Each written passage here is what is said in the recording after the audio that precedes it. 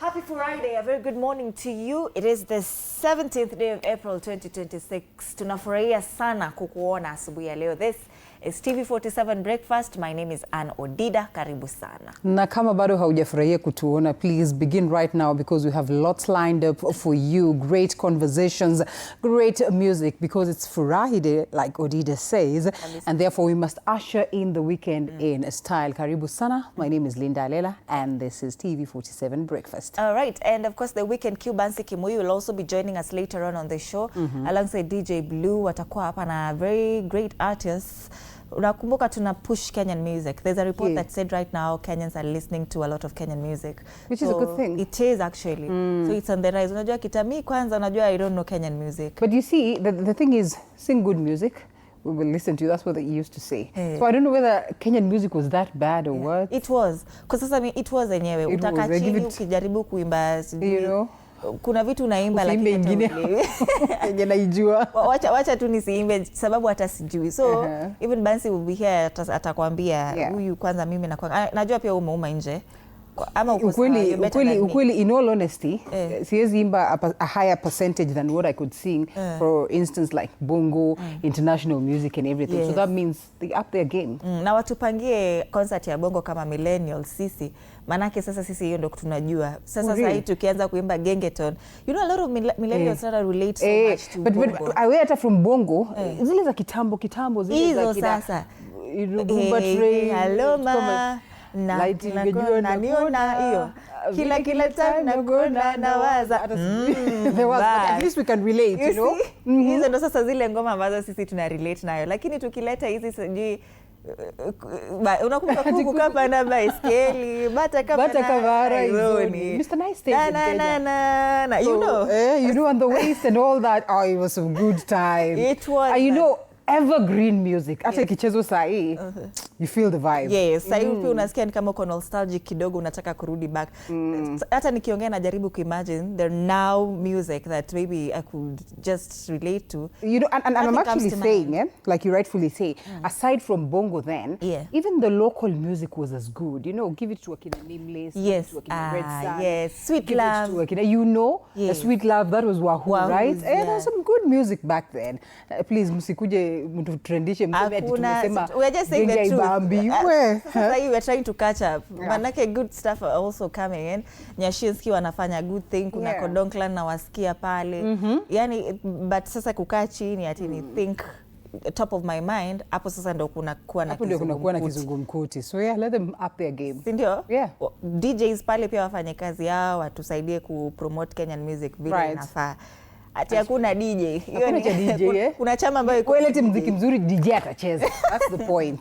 Na msianze kutucomplain hapa ati we don't play your music. We want to play your music, but it better, you know, just resonate with the people. That's the point. Absolutely. Sindio? At least ikuwe something that hata mzazi akiwa kule nyumbani anaweza taka kukaa chini. That's true. Na asikie na haelewe ni nini ambayo message gani ambayo unajaribu kupass. So we'll be having artists here. Bansi will be hosting artists later on the show. Watuambie ni nini wanafanya differently to make Kenyan music enjoyable for Kenyans. Story ni yetu, at least kama watatuwekea kuku kapanda baiskeli leo venye director Inonda anasema ni kama that is his favorite song, manake ametuambia sana. Wa invite Mr. Nice kwa set. Watu waimbe, tusiako hapa sijui nasikia naishingi huku Mombasa Road. Ako tu around. We bana, Mr. Nice, if you're watching, we are inviting you to please special request. Special request. Next Friday at least grace our studios utupatie mix noma. Take back in time, right? Today is World Hemophilia Day. It says that for some Makmuga. Director unajua tukoonea. Napenda sana Makmuga. But that was a sad thing. You know, when you listen to the story of Makmuga, it's not even it's not a laughing matter, right? Tuangalie magazeti. Alikunywa pombe alafu alikuwa mlevi. Alikuwa Makmuga, sijui akaenda mahali kwenda kusini mwa Afrika. Sijui what.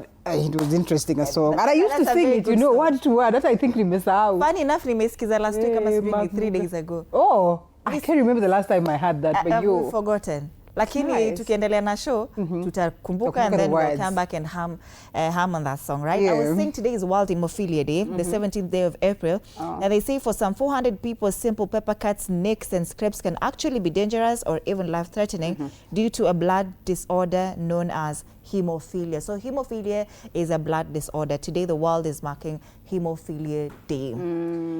Interact with us on our socials. TV47 Kenya on Facebook, on YouTube at Matukio Halisi, on X at TV47 Digital. You can tag us. My handle is at @Ann_Dida. Linda_Lela. The hashtag to use is TV47 Breakfast, hashtag story ni yetu. Let's take a look at the state of the weather. Right.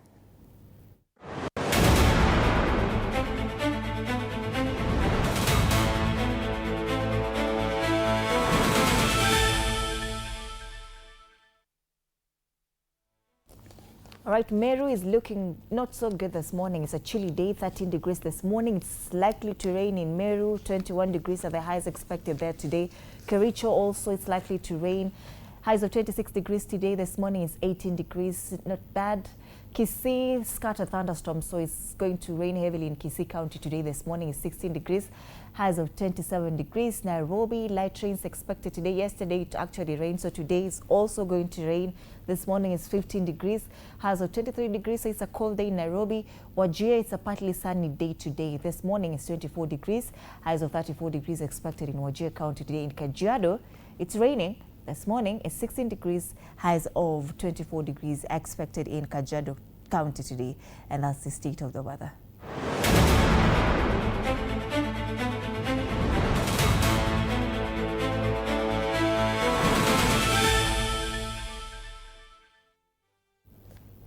And what's your favorite quote? I want to give you mine so that you see whether you can change your mind to 8. Quote of the day.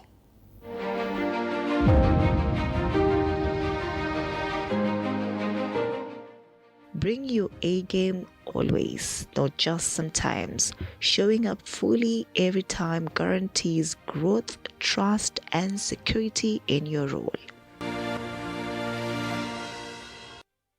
A game always. Bring it on. Bring it on. You have consistency. When you bring it tops, you definitely are going to get things right, whatever it is that you do. Someone is always watching. You know, and something will always happen. So the dailies today, I have the Daily Nation, and yes, perhaps I'll give you what is on the front page. Ruto walks a tight rope. Why is it so? Suddenly because of the conversation around the sharp rise in fuel prices that is due to Iran war that presents a fresh headache for him. Quite a delicate balance, I think we have kept on saying. Even as he tries to cushion the nation, there seems to be this general feel that the government is not doing enough. You have seen the parliament being compelled, I want to say compelled because perhaps this is something that wasn't expected, for them to go there, you know, debate within a record 1 hour, 30 minutes, and then they ascend the VAT bill, that is 2026, to ensure that the adjustments that were made are approved. That is from, you know, 18%, from 16%, sorry, going to 13% and now to 8% fuel levy. So 13 billion projected revenue. The government will forego over 3 months, that is, after reducing VAT on fuel from 16% to 8% to cushion Kenyans from the high pump prices. Of course, we continue to see public anger. Based on that, we see the growth decline. That is, World Bank cuts Kenya's economic growth projection from 4.9% to 4.4%. We have also seen a bit of crisis in the trade sector where there's disruption of imports, fuel, as well as fertilizer and many other things. And suddenly inflation, CBK forecasts inflation to hit 6.2% in July, eroding Kenya's buying power. This is a story that is captured on page 4, 5, and 6. There's going to be a ripple effect on the economy when you look at what is happening. A bit of politics that has been captured here. on the front page and extensively on page 7. ODM suspends 2027 coalition talks with UDA. This is quite interesting, a conversation that we'll be having with the youth who are representatives from the different parties. And they say highly charged meeting by the Orange Democratic Movement top decries or decision-making organ has suspended a coalition talks with President William Ruto's United Democratic Alliance. This is interesting. Is it what it is that Baba said at some point in time towards the last days of his life? And does it mean that it's going to be the end of the game, or what exactly is going to happen? There's also a general feel that, they keep on getting jabs from the UDA counterparts, which is something that doesn't make them happy. Well, that aside, we take a look at Squawkers Award. A Catholic bishop decried misrule goon culture in harsh verdict. This is also a conversation that we've constantly had for the better part of the week, captured on page 7 of the Daily Nation in relation to the cases of Goonism in the country. And there's also in the education sector where TSC expands role of school principals. And in addition to their duty as administrators, well, the Teachers Service Commission has designated school heads chief curriculum or as chief curriculum implementers responsible for guiding teaching in their institutions to ensure success of the new education system. A story captured on page 10, which I think should have been the case from the word go. I'll pick the front page. What about you? People Daily still talks about the fuel deal, inside G2G deal, now backfiring on Ruto. It has been captured on page 4 that a probe into the government-to-government framework found an alleged plot to fake a fuel shortage and justify costly imports outside the deal. Critics say the arrangement locks Kenya into high fuel prices than its landlocked neighbors, and that is Uganda. Time and time again, we've said that Uganda is dependent on Kenya when we're talking matters fuel, because they have reserves here in the country, here in our country, Kenya, but they do not have a crisis, a fuel crisis. But in Kenya, mambo ni mwichichi here. So things are doing badly. Yeah. Just to read, critics are arguing, of course, that the G2G deal has locked Kenya into a high-cost structure that makes its fuel more expensive than its, of course, landlocked neighbors, that's Uganda. And Kiharu Mpindi Dinyoro characterized the G2G deal as a scam, quote-unquote, and a profit-sharing machine for powerful individuals.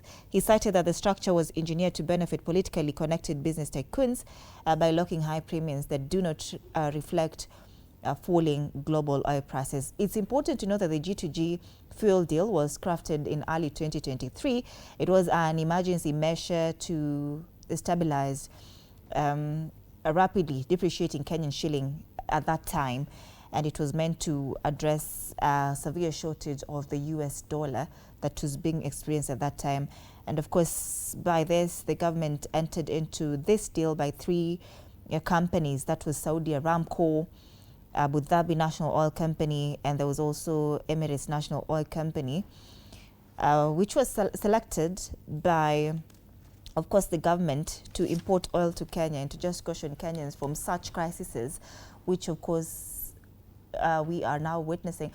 I wonder if this is actually a crisis or if oil dealers were just hoarding fuel to create a crisis that does not exist. So I'm very hesitant on saying this is a crisis, because I want them to explain to me, like a 6-year-old, how we're having a crisis when the government in itself, the energy sector, had assured Kenyans that we had enough oil that in the country, So why really? And shooting up the oil prices to 206, and then Kenyans complaining, and then 8 now being reduced by 10 shillings and 9 shillings respectively. Then I don't know. And the reduction has not helped in any way. I remember listening to Matatu, drivers, the association saying that we're not going to adjust the prices downwards. Vile tulipandisha, that is it. Because I mean, it's like ping pong, it's like games here and there. We do not want to say that, of course, the government has erred, because we also do not, overlook what is happening in the global space. But there has to be some balance. And, this balance goes local. We might not worry much about what's happening across, even though that is what dictates the prices. But it has to be local in a way. It has to be local. And that is why there's questions here. The G2G deal, is it really working? And that is what the People Daily is talking about this morning. As they put it, inside the G2G deal now backfiring on Ruto. It might actually backfire. Because if inamfaa isaidie watu. This is the time. This is the time for it to help. Because yenyewe hiyo umesema hiyo story ya matatu drivers wanasema they're not going to bring down fare prices. Yeah. They're saying that 10 shillings aina any difference. And really 10 shillings is very little money. You know? Bado iko 30. It's still at, you know, a record high. Yeah. So that's the main story in the front page of the People Daily this morning. They're also talking about what's happening in ODM. The unmaking of ODM betrayed by a partner and broke within. What's currently happening between UDA and ODM. Ni kama kuna breakup inaendelea hapo. Siasa ni mchezo mchafu. Perhaps a breakup that was anticipated. Yes. Sasa kina Linda Mwananchi, they must be laughing. Inalinda lela hapa. Hapana, Linda Ground. Linda Ground is worried that UDA is not keen to make sure that they give them a deal that they would have expected. Lakini sasa it should not be about deals. Mimi hata nimechoka kusikia politicians that now all of a sudden it's not cooperation and making sure the country is at peace. It is now 50-50. Ng'ombe ikatwe mara mbili.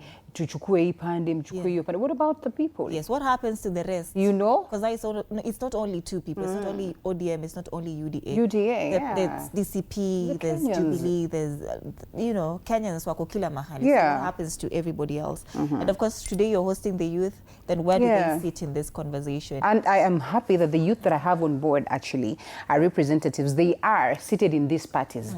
You know, there's a representative from UDA.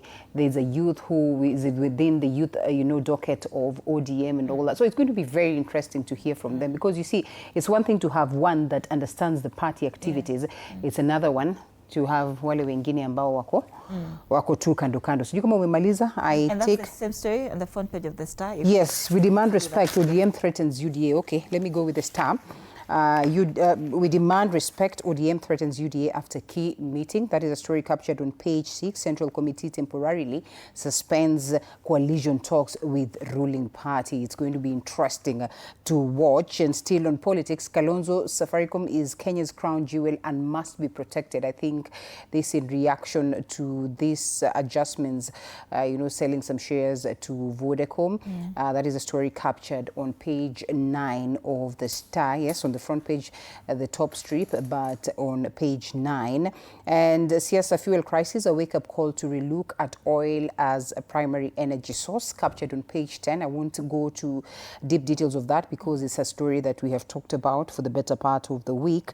And then bishops warned bad governance will be our undoing, and especially when it comes to the conversations of political intolerance. They have highly spoken about this and saying that there needs to be something done, especially by the government, to ensure that this is a game of the past. The story captured on page 10 extensively. And then judiciary defies Ruto's e-citizen order, runs about 146 bank accounts. That is a story that is on the front page of the Star, expounded on page 4 and 5. They talk about judiciary is on the spot. That is for defying a directive by President William Ruto, a centralized revenue collection through the e-citizen platform. A new audit has revealed that it is instead operating 146 commercial banks accounts, even as millions lost through the theft remain uncovered and recovered. You know, there's a time I went to some campus, and I'm not saying it's a bad thing. Nikaenda kununua vitu hapo kwa cafeteria, kununua samosa na kadhalika. The payment was going to e-citizen. I was like, bro, that was KU. Okay, which is a good thing. Centralize it, but make sure that you have systems that are good enough so that hii pesa isiingie, then it goes to proceeds of, you know, to corruption and all that. So yeah, it will be interesting to see how the president is going to react to this order. Another story that is also captured there on page 2, how Uhuru and Gachagua rivalry could hand Ruto victory in Ol-Kalou. Interesting. A looming political contest in Ol-Kalou is shaping into more than a routine by-election that is instead of the Mount Kenya region that could ultimately favor President Ruto. Now, the vacancy occasioned by the death of the Member of Parliament, David Kiaraho, has drawn immediate interest from rival political camps, with Uhuru's Kenyatta's Jubilee Party and Rigathis Democracy for the Citizens Party both signaling intentions to field candidates. Hapa ndio maneno inakuanga tight, mnaambiwa you have got to shelve your interest if we have to survive, otherwise you give another one a through pass. Next paper. All right, just headlines now on the front page of Taifa Leo. They still talk about ODM. Yawaka yashambulia mshirika UDA. So the main story, but they say the chama cha chungwa chaandaa kikao cha dharura kujadili mienendo ya chama tawala. The main story here, maaskofu wanasema Kenya haiko sawa, watoa tahadhari kwa serikali kuwa iwapo hatua mwafaka hazitachukuliwa basi huenda hali ya kisiasa na kiuchumi na vile vile kijamii ikawa mbaya zaidi, hasa kwa msingi wa gharama ya juu ya maisha, uhuni wa kisiasa na vile vile usimamizi mbaya wa sekta za elimu na afya. That's the main story in the front page of Taifa Leo. You can take a look at it on page 2, and that's Taifa Leo. I think more or less the same stories. The Standards that always comes with one big story. Oh, this is sad. 3 billion sugar scam. A revelation of about 3 billion shipment of industrial sugar meant for factories has slipped into the country's food chain, quietly repackaged and sold for household use by Mombasa Sugar Refinery as well as Kibos Sugar Company. This is what it says. The documents show the sugar was imported as industrial raw material, then diverted and bagged for domestic sale, raising concerns over public health risks and lost tax revenue. That is a story that is extensively captured on page 4 and 5 of the Standard newspaper. Should we get worried of what sugar we are using in the kitchen? I'm sure this is a conversation that is going to be enough. Interesting story also is that, well, parents will certainly face higher school fees and transport costs amid fuel price hikes. Those are ramifications of the same. And also an interesting one on page 2, recovery of Mikatilili photo revives history of iconic women's heroics. The black and white photo said to have been returned, that is from the University in the UK, is one that is going to transform history, even as the Malindi District Cultural Association says this photo is going to be friendly in terms of making sure that our culture is strengthened. Odida. Business Daily, finally, KRA flagged for illegal waivers on 4.7 billion shillings tax. Audit by the Auditor General, Nancy Gathungu, finds taxmen breached amnesty rules and 290 million shillings lost in irregular waivers. We're talking about 4,677 is the number of taxpayers found to have benefited from this scheme without having a repayment plan. Of course, that story about Catholic bishops also addressing what is currently happening in the country has also been given prominence on the front page. Catholic bishops decry growing culture of violence. And that's it. Business Daily this morning. All right, and we cross over to the region where we take a look at what's happening in Uganda. We have the new vision. Yes, we have the new vision that speaks to the best, worst performing districts. As always, you will get to see some of these, districts being looked into in terms of how their leaders perform and how they are also managing as a district. That is a story captured on page 3. It will be interesting to see which one carries the day. But that aside, there also are interesting, very many stories. A pastor's wife killed in gang attack. That is a story captured on page 2 of the Daily Monitor. A sad occurrence, this one. And as well, page 4 and 5, tracing suspects' movements before arrest. That also, as they get to tighten the ways of making sure that they have watertight cases, even as they present them to court or also before you get to arrest individuals. And also the other story, Uganda's security rooted in a people's army. This is basically what it is that Museveni says amidst, always concerns as to the security, always targeting, other politicians in the best interest of the reigning government of the day that is led by Museveni, who says now it is largely about the people's army and not definitely about the interest of politics. The Daily Monitor says bye-bye USAID. Bye-bye USAID. Interesting to watch that, they say proposal, a new initiative by the U.S. President Donald Trump administration seeks to make several changes.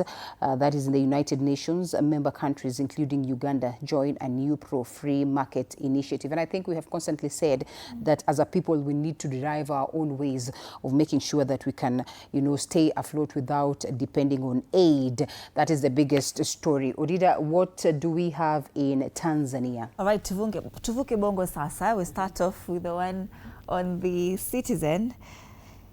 All right, they're talking about government's plan to align growth investment with Dira 2050, that Tanzania is advancing an investment-led growth strategy as it begins implementing its long-term development blueprint, that is Dira 2050.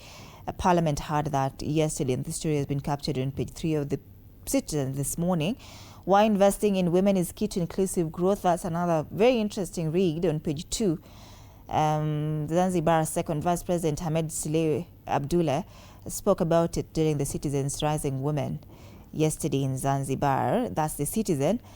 Tukiangalia gazeti la Mwananchi sasa, safari ya mageuzi upasuaji ubongo, Rais Samia azungumzia jitihada zilizofanywa kuokoa uhai, gharama za Watanzania, asimulia kilichomtoa machozi ORCI. Hiyo ni habari tu, ni habari kuu hapo katika ukurasa wa mbele wa gazeti hili, na hiyo ni gazeti la Mwananchi. These are the stories making headlines regionally.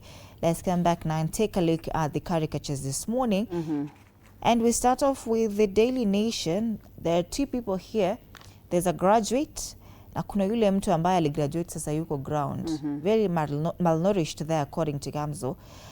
The graduate anasema, I made it, yes I graduated. Lakini anaambiwa pale, well congrats, you've just qualified for unemployment.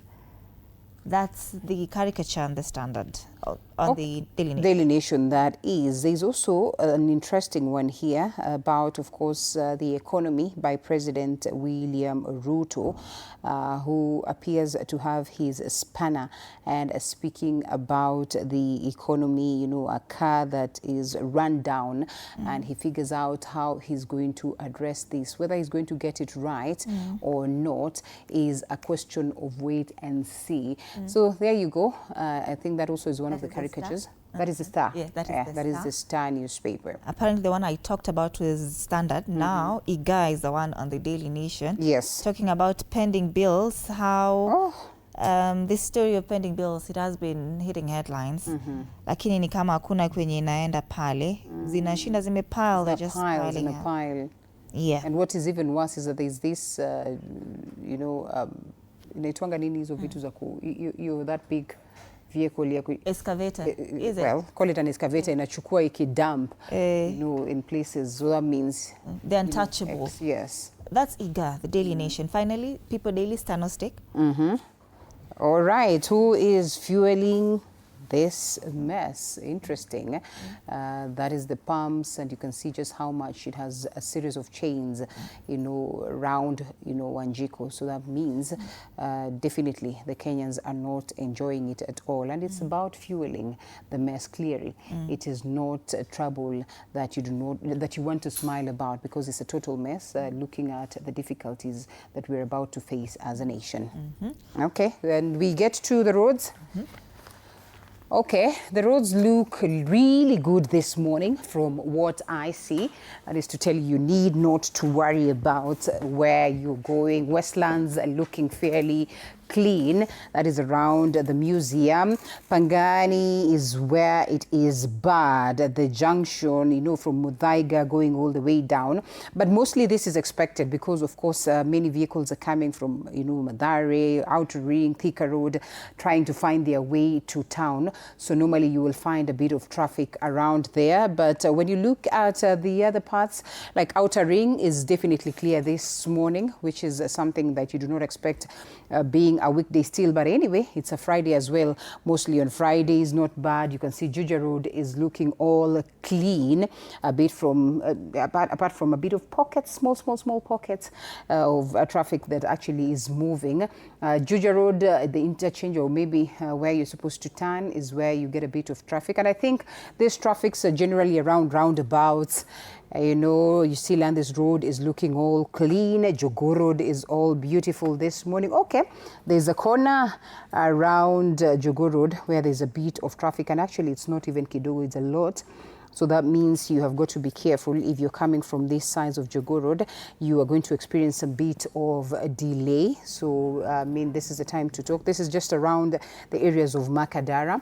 Yes, where else do we go? I see Bunyala Road is all clean. Lusaka Road is also very clean. Langata, yeah, Langata is also as good.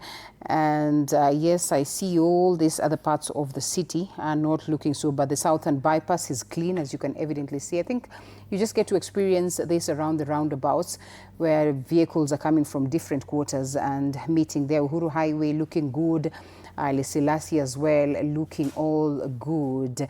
So yes, the airport road is a bit, there's a bit of traffic on those sides. You have got to be careful if you're using this beat. As you can evidently see on those sides of Embakasi, that is terrible. Perhaps, I don't know, here, Taj Mahal around this side.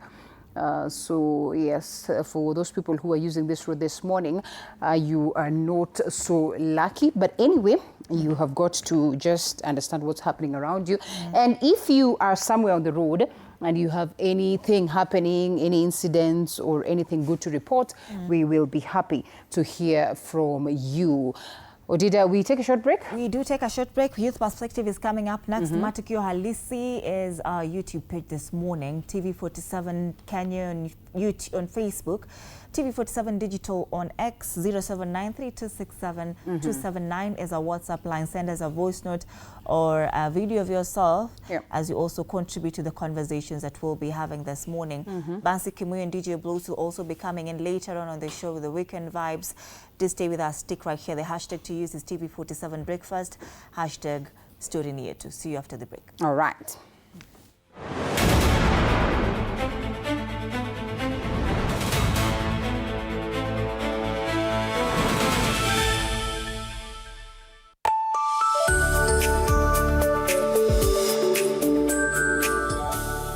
On the next episode of Connect In. Top of the morning, miss. Welcome to Connect In. These are the finest hoteliers ever assembled. This is our sous chef, who will be running to check on the tomato paste. Enchanté de vous rencontrer. Oui, oui, tout appelle. She is deaf and dumb. There is nothing Connect In does not provide. Except drugs. Of course.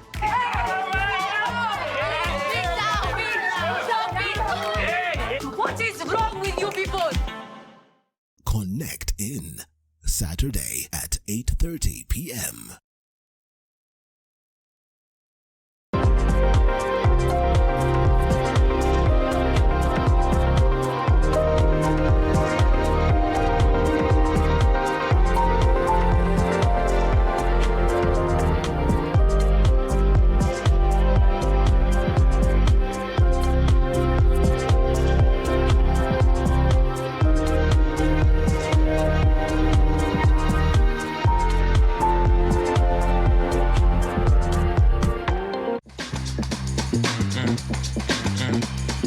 I just want to be in the zone. Nairobi, where the hustle never sleeps and neither do the scammers. Link Up, we are talking about something that's affecting all of us. We are talking trust. We're diving into the campus life. I just want to be in the zone. Stay fresh, stay safe. Stay linked up.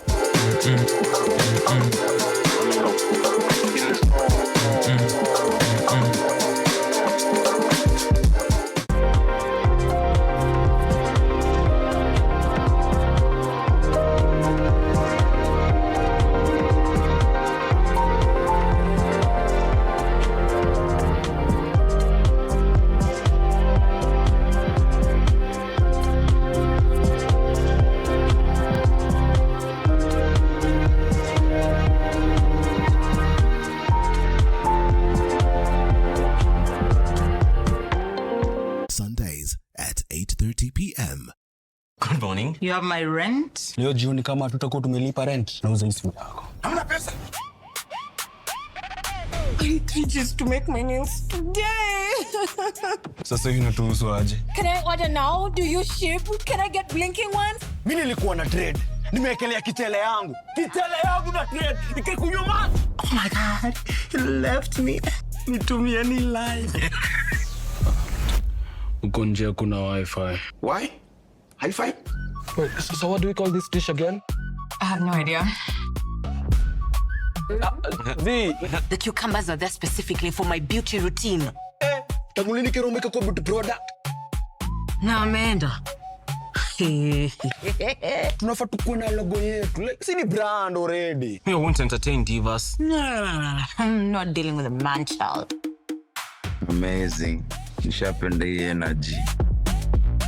Sundays at 8:30 p.m. on TV47.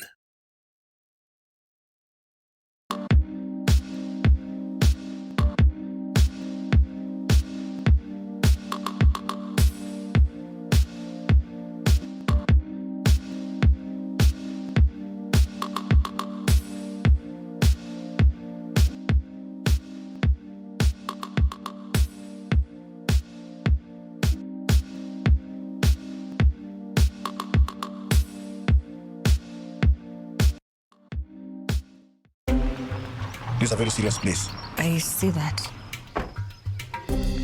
Surely. Hey, nyumba. This is the place. Just for a few days. Rule number 2. Kwani Google inajua maisha yangu wewe? That's my seat. It's a chair. It was hers. You're new here? Yes. You learned the rhythm. This place is run by structure. Structure. It is a system. Ni venye tu ni system haisikizi. And what happens if something you haven't chosen enters your day? I remove it. That's not always going to be possible here. Then you are going to have a problem. Noted. What are you planning? To escape from a resort? This is not a resort, my friend. This is a storage.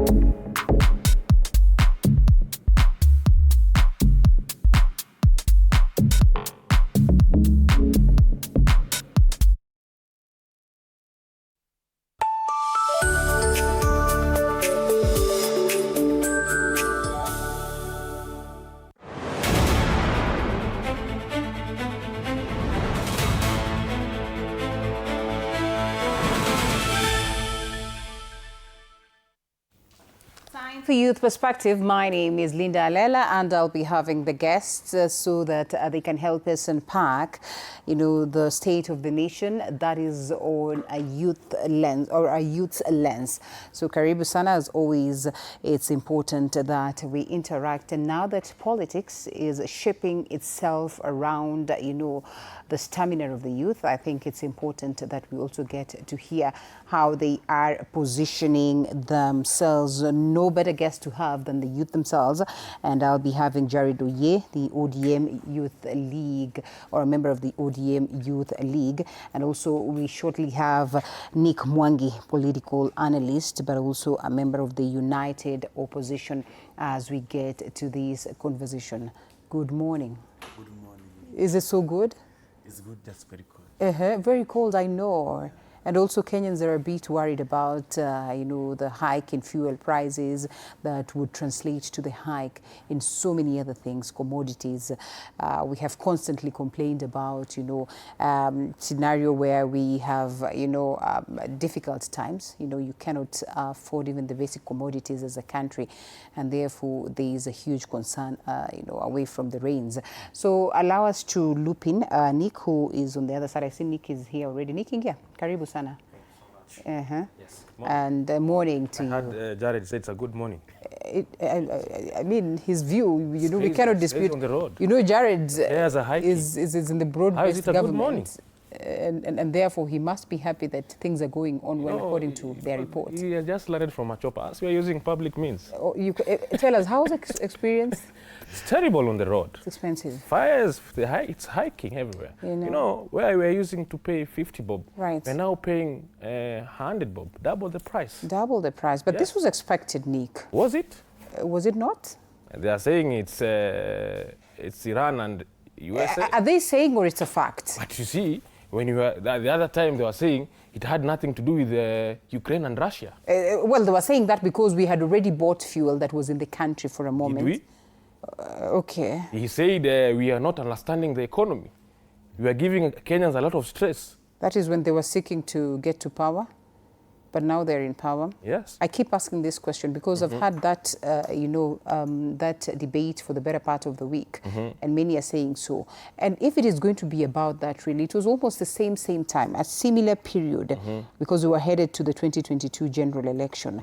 We are headed to the 2027 general election. Yes. These people would still have the interest to, run or govern the nation moving forward. Why would they not use the same tongue to speak so that they can get the votes? This from these people.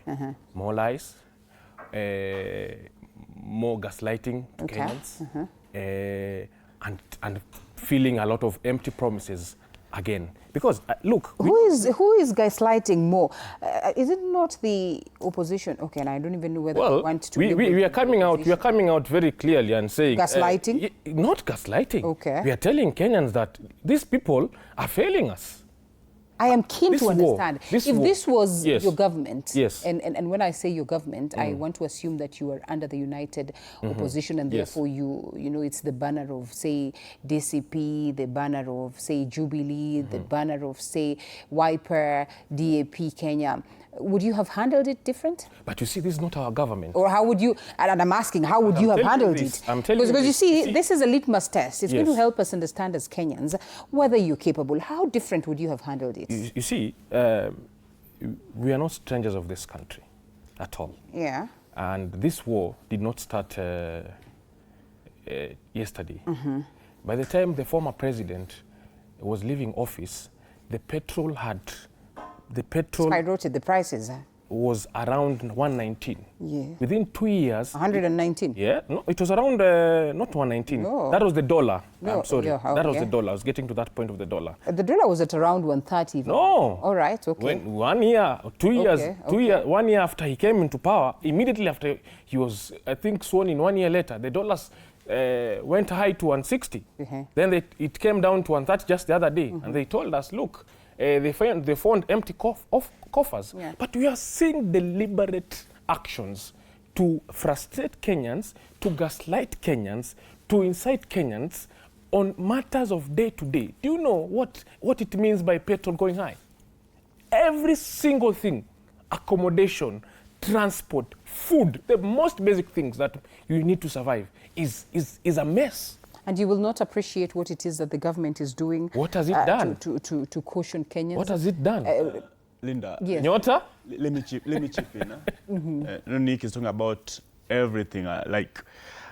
We know that we are having the Ukraine, not the Ukraine, but we have the Iran and Israel, US war.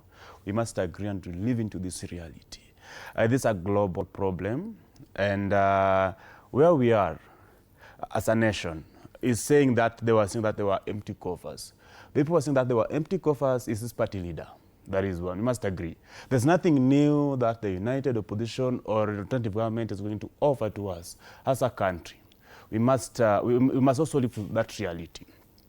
Number two, on the same breath, we must also live into the reality that the fuel that we have been consuming in the largest tons comes from the from Arab nations, not as compared to the Ukraine, Russia, as it was towards the 2022 election. Okay. So this is a global thing, and I think after the fuel price arrest was high, we also saw the VAT reduced by 8% on fuel. We must agree, and I think that reduced the fuel price by 10. You know, by 10, Bob. They say too little, too late. Too little, too late, because you tell us it's at 13%. Before you know it, it's at 8%. And people are asking, why would you not have done that from the word go? Because then the prices of transport, as he says, have shot up. And they're saying they're not going to adjust that downwards. And even worse, you are not a stranger in Jerusalem. They continue to remind you that look at Uganda, look at Tanzania. Why is it that we still have that difference in terms of prices? Why can't we Actually, the Ugandan case is a bit unique to us because, again, you remember Uganda is a landlocked country. It is. And their fuel passes through Kenya, but their fuel price is low. Yeah. I think what is hitting Kenya is the levy that is put on the fuel. Okay. And again, I'm agreeing on Nick that we have a depth cartel in the fuel industry and in our economy, and that has been affecting our country. It's not on the transport. This, I think we are feeling the heat of this war and the heat of the fuel price on our dining tables. It's not only on the rental, as you put it. We feel it in all levels of the economy, in our supermarket shelves. So this is something that we must live into. And I think at the end of the day, we may not get it right today. We may not get it right now. But as things stand, we know that we are having fuel in Turkana. It's unfortunate that we get our fuel in Turkana, we export it out, the crude oil, then we import it back again, much expensive. We are saying, why can't we have self-resilience? We say the self, I don't know how I can put it. Sisi wenyewe tukue tunajiweza kama si tu kama inchi, but kama continent Africa. Yeah. I think for the longest time we must agree as a continent, as a nation, that we have been depending on the outside products, or even the ones we have in the country. We take them out for fine processing, then we import them back, much expensive. We ask ourselves, if is the fuel in Turkana benefiting the Turkana people and Kenya as a nation? Africa's resource, basically. Exactly. And that we have not tapped into. And that's why on any inch of the world, leo tunaomba sana the Houthis in Yemen, they should not close the strait that is next to the Djibouti. If they close, it will be worse because we import a lot. I think our consumption, the fuel consumption that we are having in the country, we import 100%. And as I was telling you, I think the largest importing fuel that we have comes from the Arab nations. So this war obviously was going to affect our fuel price. And that's why, Nick, we must agree that to a large extent or to a minimal extent, there is some impact that the world is bound to feel, out of these wars. It's something that we cannot run away from. But what he brings on board as a point is very critical. And Africa's future is placed on the hands of the youth of Africa. What will it take for us to realize the importance of what we have as a people in terms of resource and tap into it for the benefit of the people of Africa? So I was reading the Daily Monitor that is in Uganda today, and they speak of, this aid. Dambisa Moyo speaks of dead aid, where now the West says enough is enough. We're not going to be sending money back to Africa. I mean, how do we caution ourselves? First, allow me to first respond to my good friend, Jared. Jared is blowing hot and cold. That's what you're saying. Their team are gaslighting Kenyans. Because Jared is saying on one hand, hey, look, we don't have oil. It's, things are doing well. Things are doing badly, but this government is doing well. You see, those are the sentiments that is government doing well. I'm talking, Jared. These are the things that are gaslighting Kenyans. We have oil in Turkana. We have oil in Tana River. Assume this. You have water in your house, but I'm selling you water. You are providing water, but I'm selling you water. Right. You know what that means? Number two, in as much as we want to blame the war, their party leader, now that I'm assuming they have one party leader, because, he's here to confirm. Yes, he will confirm. You have seen this trouble in paradise. There's trouble, you've seen it. Okay. They have one party leader. Their party leader, he keeps saying, I have experience. I've been an MP from 1997 to 2012. I've been deputy president for 10 years. It means he's a seasoned person. It means definitely you understand what it means, crisis management, right? We had COVID. There was still trouble in oil industry. We had, as he said, Ukraine and Russia. There was still trouble. We have had this war of Russia and of Iran and USA. Does it mean they were just sleeping, waiting for this crisis? I still do not understand, Unique, because the head of state, yes, yesterday, the day before yesterday, spoke to this matter and said that we understand that this is where we are, and these are, repercussions of what is happening in the global space. But we are doing this as a people. We have adjusted. You want to tell me you do not see this adjustment? See, let me tell you. How different would you have wished for the government to handle this? The fuel price was around 170. It shot high to 206. And then then later on it dropped to 196. So what has happened exactly? I'm starting the fire. Is it not what it is that you asked? I'm starting the fire. Yeah. I put it off, and then I come tell you, look, nimewazimia hii moto. Is that really what happened? You know, it's very clear. Jared has said it very clearly here, and you're on the record. Countries like Uganda, which are landlocked, Tanzania, how do you explain to the entire world that the fuel price is slightly lower than us? Okay. We are the people who are receiving this oil. We take it to them, and they take it back to us. So what the trouble is in the VAT? The trouble is here. The trouble is in the management. The trouble is in the accountability. The trouble is in corruption. Linda, you understand? To respond. Linda, maybe if I come in, I think we should. I think in our generation, and I think is running for a position, we are not going to be complaining as young people of this country. We need to offer solutions. In as much that we are going to point out the wrongs in the country and governance that are in the nation, we must diversify our energy consumption, not only on fuel. And that's why today I think it will testify that we have electric cars and electric bikes. We also have geothermal being produced in the country. We need to diversify. We have the solar energy that is being installed and being run in the country. We need to diversify. And I think that will be very important for us. Linda asked a very important question. When will Africa stand on its own? When will we be able, and as much that we may be having little deposit of crude oil in our country from Turkana, as you put it, and Tana River, what else can we do as a nation to diversify our energy consumption, which is also very important? We're not going to rely largely on the fuel, though we understand the essence of the fuel running our economy today. And where we are sitting in here, as he puts it, I'm agreeing with him that the cartels and the corruption is sitting as much bigger. If it were not for the corrupt leaders and the corrupt individuals holding our economy hostage, maybe today our fuel could have been lower. As he put it, today the fuel, despite the war in Iran and the Arab nations that have affected the import of these fuels, at least it's at 190.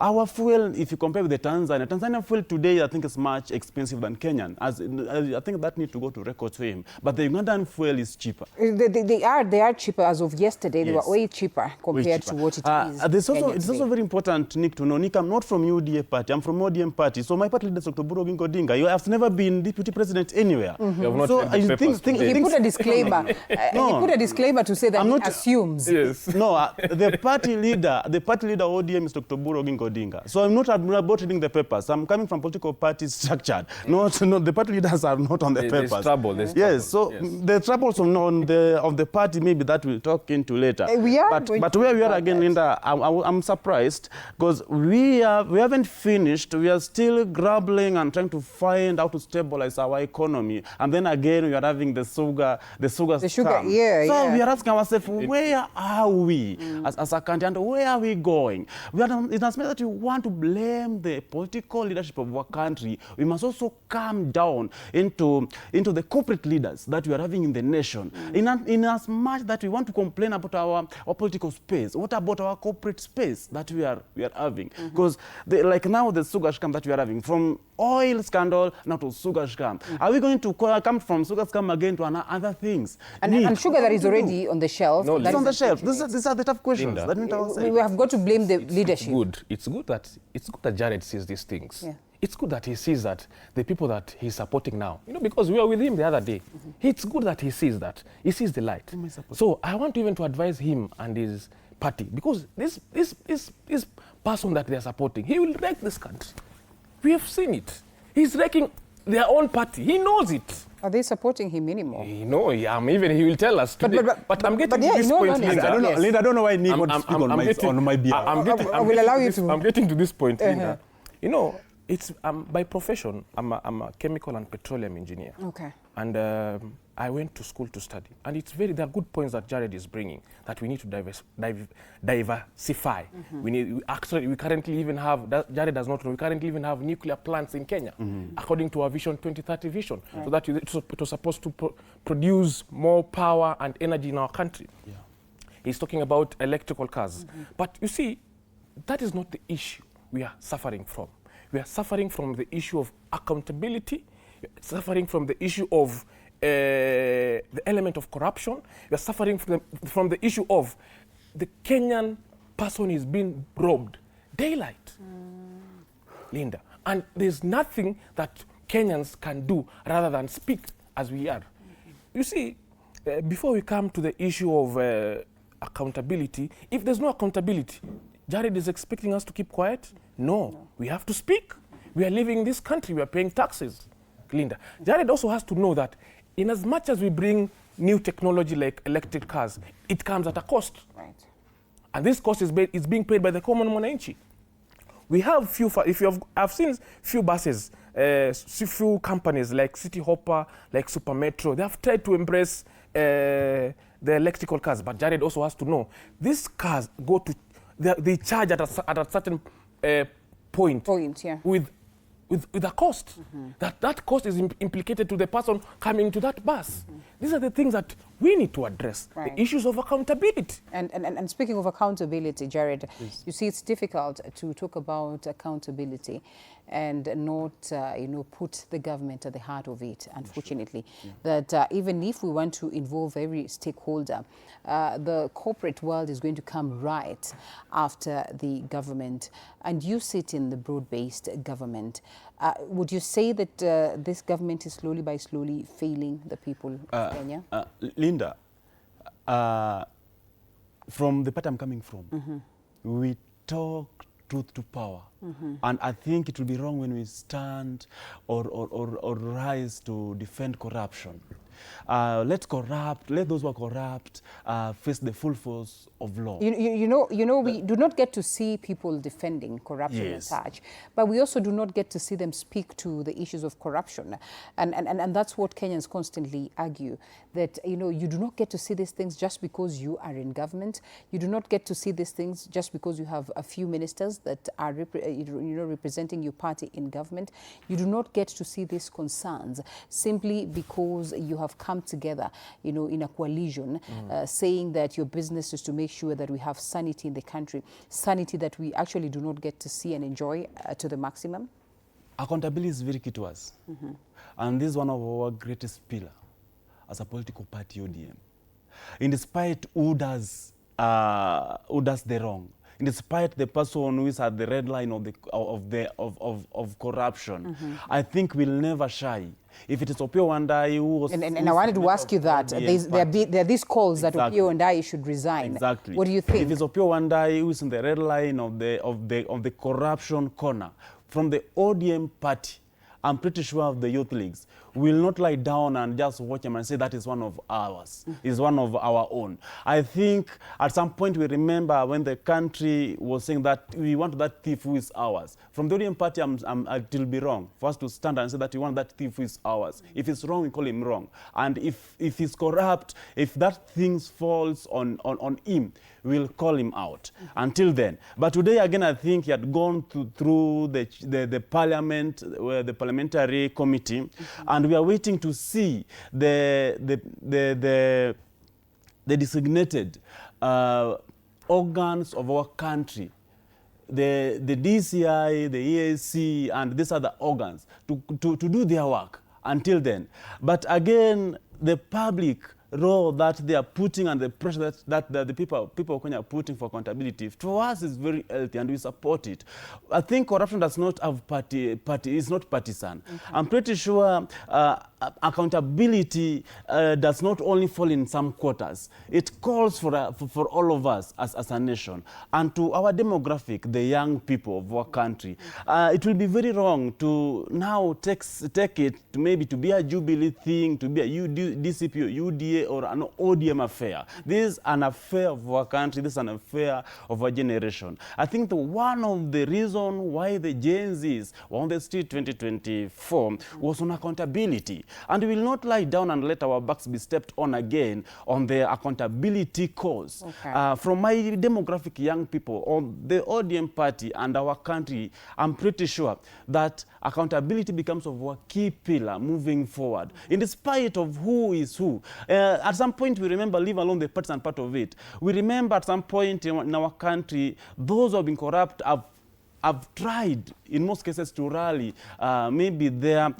community and tribe behind them when they are called out. And I think for us, we'll not do that. If you're corrupt with your family. It's not come down to the party, to maybe to the whole community. Let the individuals, that's just like Singapore and China, let the individuals who are corrupt face full force of law.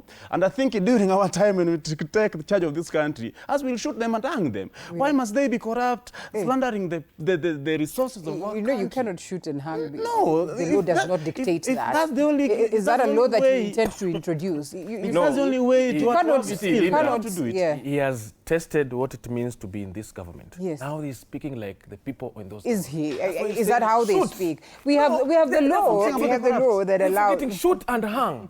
You see, that's the language of these people. No, but anyway, I'm giving an example. Nick, I'm giving an example. I think how Singapore got themselves out to where they are, because we want to go to Singapore. They had to be radical. We remember where China is today because they had to do something extraordinary. Wait a minute. You say you want to go to Singapore. How far are you? So, you are in Canada already? This is a work on progress. So where are we? Where are we? That is what we're asking. Are we? Where are we? Are we next to Canada? Are we getting Linda? Okay. If you have a matatu and you have a driver and a conductor, and the passengers are now saying allegedly the conductor should resign, and they're forgetting who is the driver. So Jared is here telling us, we are okay if Opio resigns, but who's at the helm of driving this country? I want to take Jared back in history.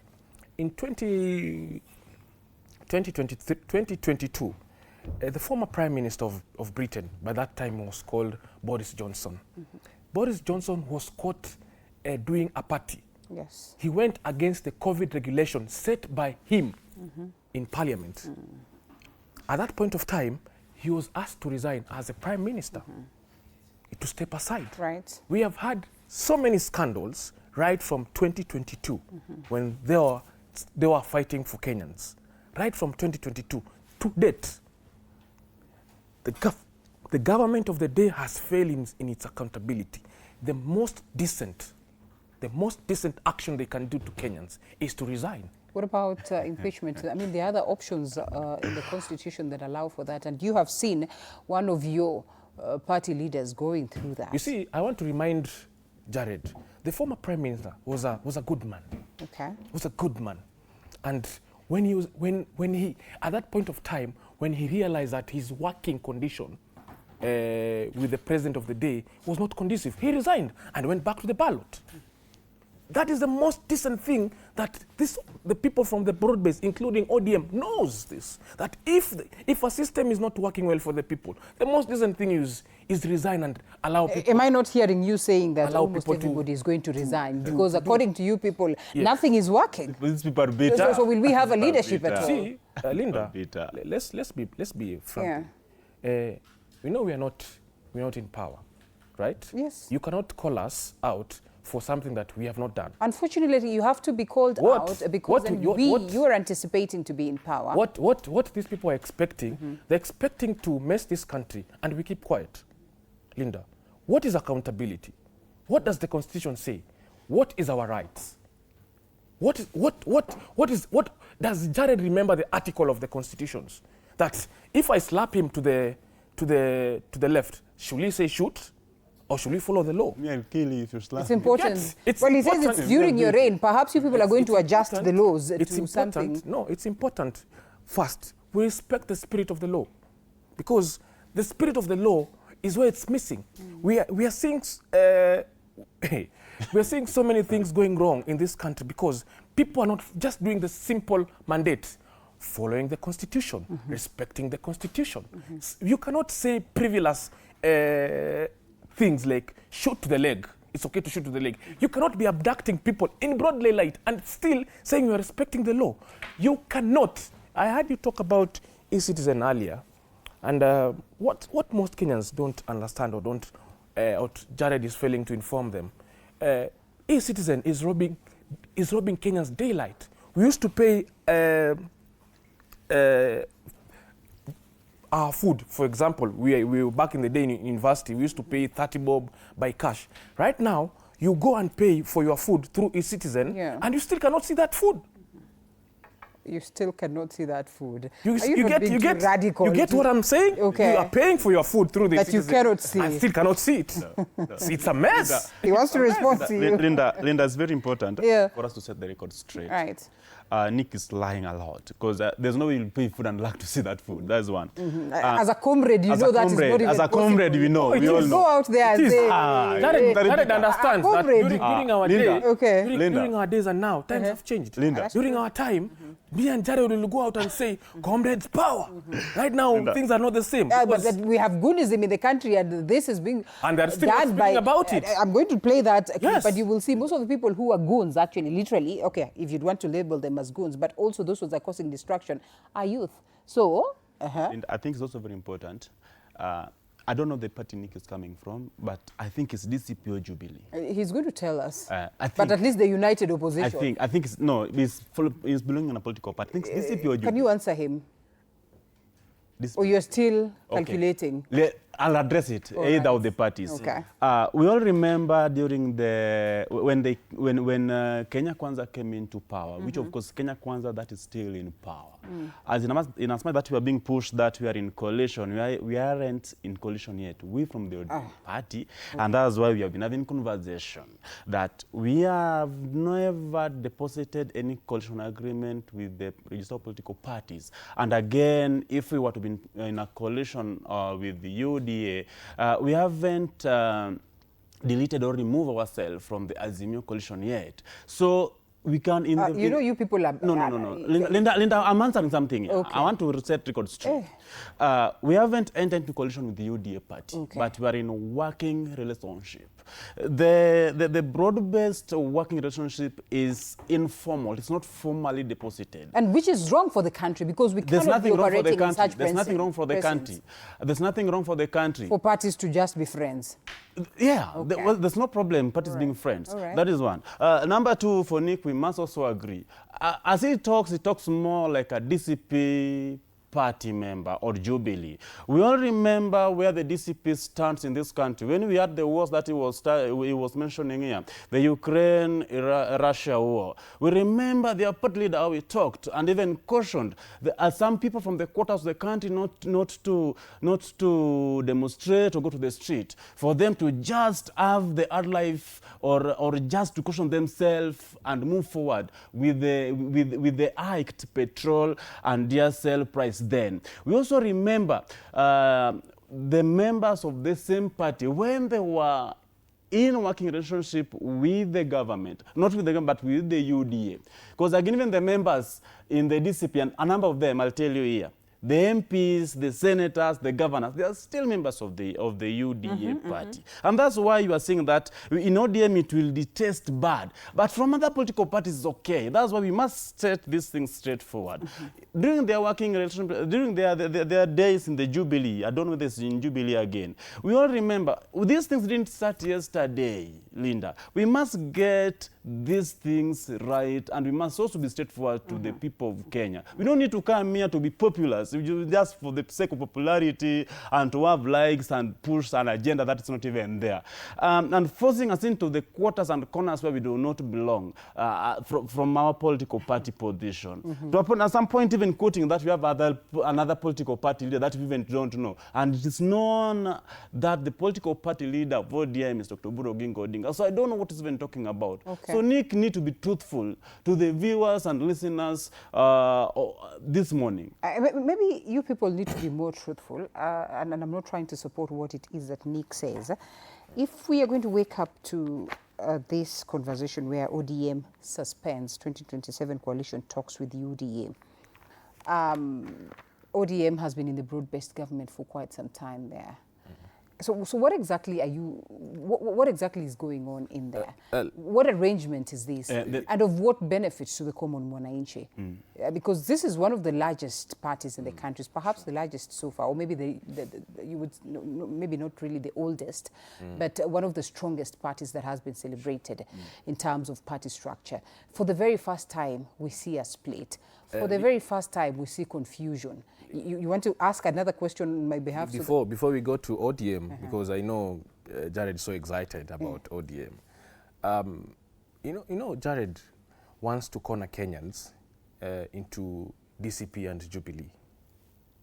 When a majority of Kenyans came out in June 25th, 2024, where was DCP and Jubilee and ODM? They were not there. They were not there. Okay. He keeps forgetting we were with him in the street. DCP wasn't even formed, right? Exactly. Okay. He keeps forgetting that how many Kenyans were shot dead on the floor of the parliament, Linda.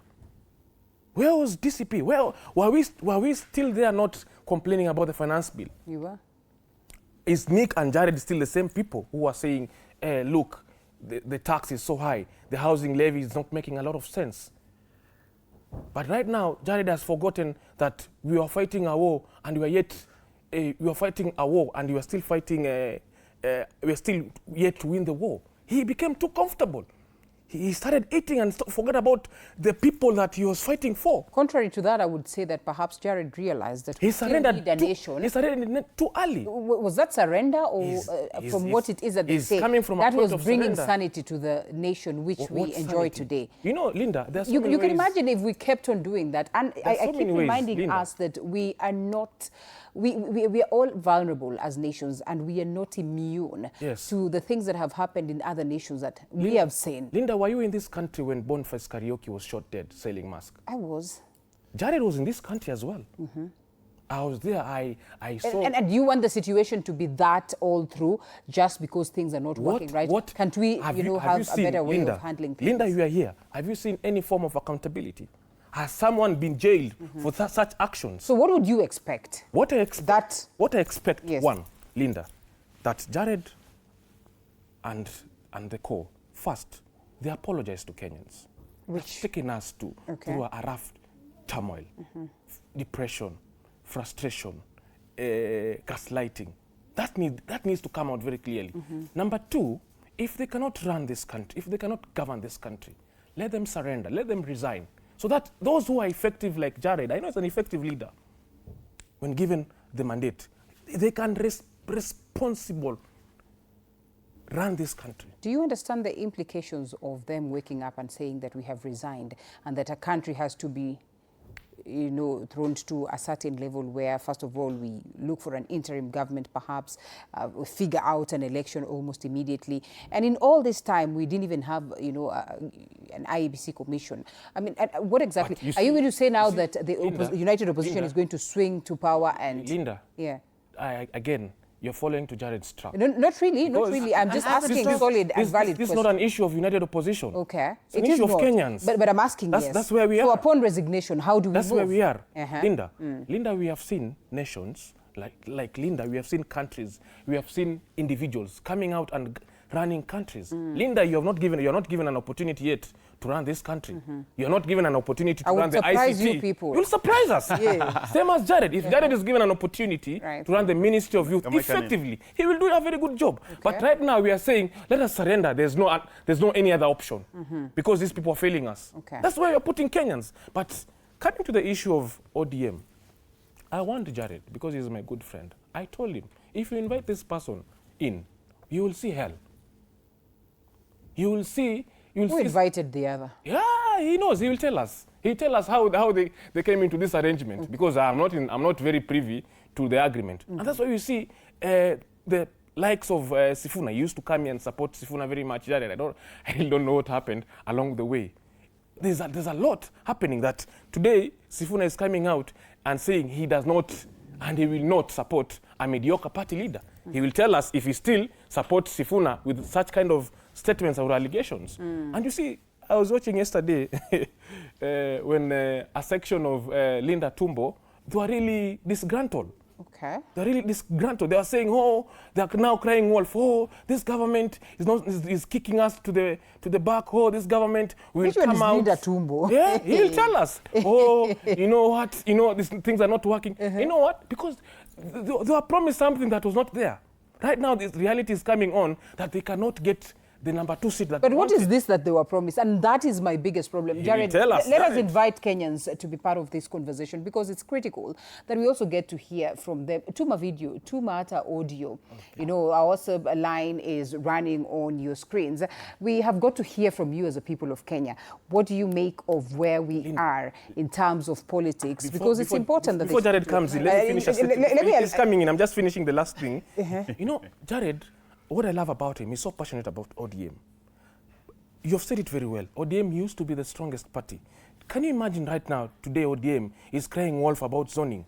ODM used not to worry about zoning in Homa Bay or in Mombasa. No, the zoning conversation has been there some time back, even during the times of Baba. He knows very well. Yeah. ODM never feared.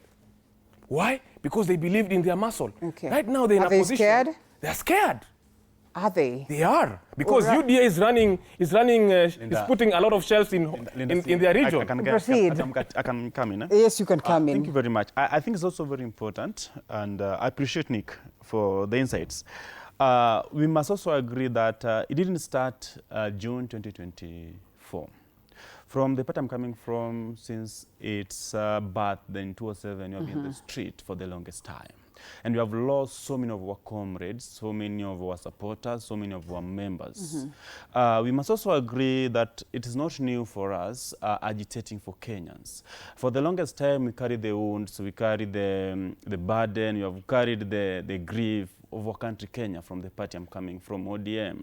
And that's why in the wake to 2024, when things had run out of hand, and we felt, I think, I become a Kenyan first before I become a member of ODM. Before I'm partisan, I'm a Kenyan. Yes. And Kenya becomes first. And that's why in the wisdom of the party leader then, His Excellency Raila Amolo Odinga, CGH, he felt it right in his wisdom to first put the country forward. And I think it was to save the nation, Kenya. I've said this year before, that if this country, Kenya, is destabilized, the only region will be destabilized. We can't go the not Uganda, but we can't go the Sudan way. We can't be Somalia. We can't be South Sudan. We are Kenya, we can't go the Congo way. And that's why our stability and peace means a lot to us. Before maybe I fall into a quarter that maybe I'm coming from the lake or from the Mount Kenya or from Rift Valley or coast, Kenya becomes bigger than any region and bigger than the political party we're coming from. That is one. And number two, on the shooting that he has mentioned, I think we must also know that the shooter, that the guy who shot Rex Masai, the case is in court. And I think these are things that we need to follow up and know where they are. We are waiting soon to see the government entities which are entrusted to do this job, to deliver to the people of Kenya and give us more trust in these institutions, because they are being paid the Kenyan by the Kenyan taxes.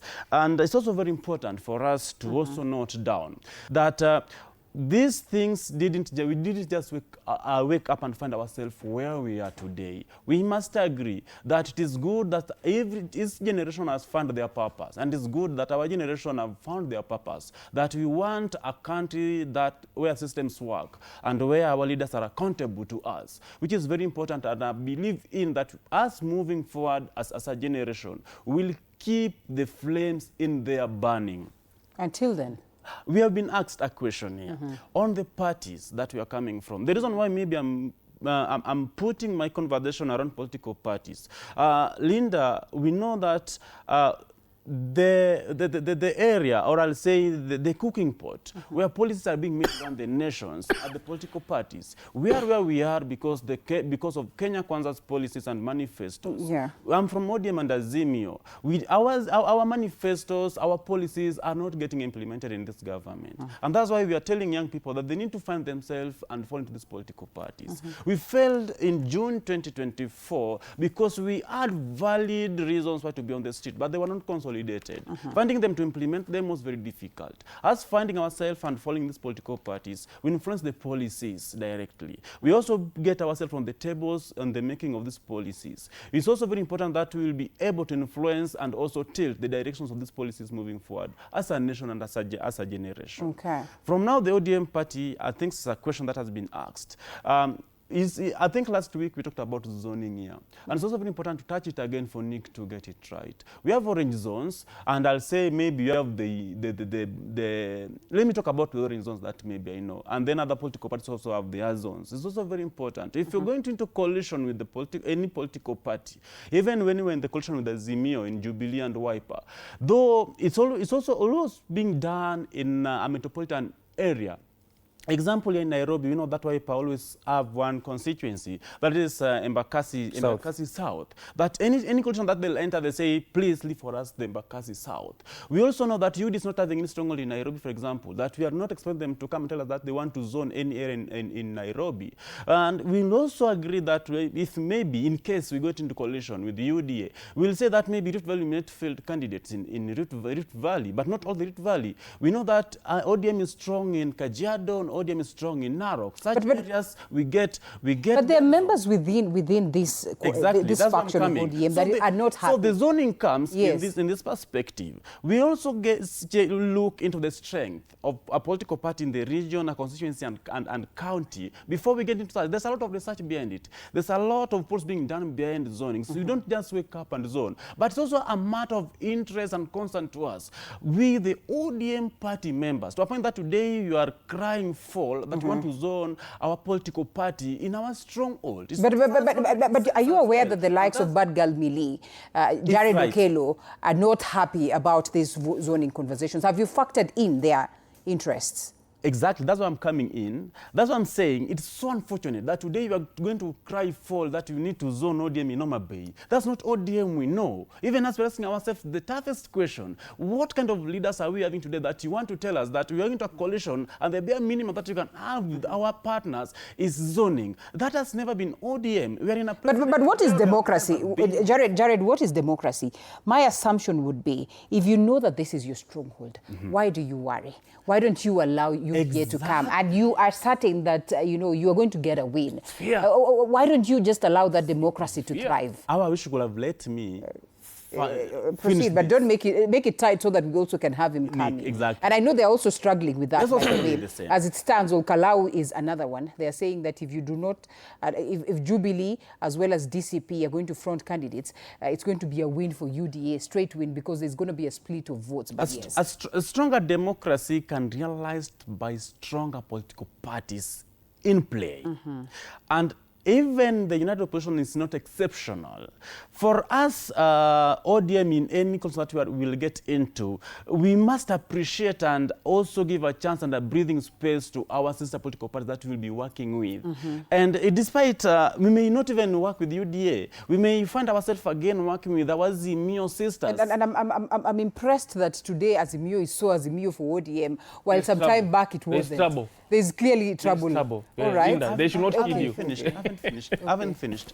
Finish so that he can come in. Yes. And let's say today, because we are still in Azimio, let's say today if you are to work with UDA, as maybe that's what you want to hear, with UDA, there are areas that will be not reserved, but we let ODM feel their strongest. But where are the Kenyans in all this? You started by saying that the reason why the broad-based government let me come together, in, Linda. And I'm allowing you to coming in. Yes. The reason why you came together was for the purpose of putting the nation first before you people. And now it is from away from collaboration. You're now talking of alliances. You're not talking about splitting the cow to two. Exactly. Where is the Kenyan? We came to, and I think it is good. and I think S just quoted this before, Edwin Sifuna, that we were to work at the broad base until 2027. These talks are talks beyond 2027. Okay. This is talks that we are getting into the election in 2027. So that's where we are. So how are you going to perform for Kenyans in this short period until 2027 if you are disgruntled to this level? Linda, what Jared is fearing to tell Kenyans is ODM is in trouble. UDA is not. Okay. That's a fact. And I told him, look, Jared, if you invite this guy in your home, he will mess it up. He will start with the bedroom, destroy the bedroom, come to the kitchen, go to the toilet. Before you know it, you have no house. Jared told me, look, Nick, ODM is a strong party. Now ODM, there's Linda Mwananchi, there's Linda Tumbo, there's Linda whatever, and they're even spoiling her name, Linda. You know, there's Linda Alela here. There's Linda Alela here. Know, But you see, what I'm not agreeing with you and Jared is this, Linda. I want to assure you this. By the time we get into 2027, there will be so many independent candidates in parliament, county assemblies, and senate. Why? It's because a majority of Kenyans have lost faith in these political parties. Linda, and that is why, you see, Jared has said one important factor, that they were in the street. But when ODM gave up on the people decided to take the mantle to their hands. We haven't given up. They took it. For the first time in history, Jared has to know that it's no longer about parties. It's about the people. But how possible is it for an independent candidate it is very much, in parliament? It is very much. You saw what has happened. I will tell you, there are two governors. They go in independent, Linda, let me tell you how they are swallowed with parties. Let me tell you how democracy can cause a ripple effect. By the time we came into 2022, there were 2 independent governors. But they aligned to certain parties. You understand? Ultimately. Why? It's because the 2 majority parties, they strong-armed them. But you see the spirit of Kenyans, that if I am confident enough to vote for Linda, who's not affiliated to any party, it means democracy is growing. Sooner or later, political parties will not, because as they are, political parties are not, see, ideally, by law, political parties are properties of Kenyans. But at certain quarters, political parties have been made to look in a way as if it's an individual ownership. But it's not. It's not supposed to be that way, Linda. Because, Linda, it's very dangerous when people lose faith in political parties. Because it means definitely they lose faith in the democratic process.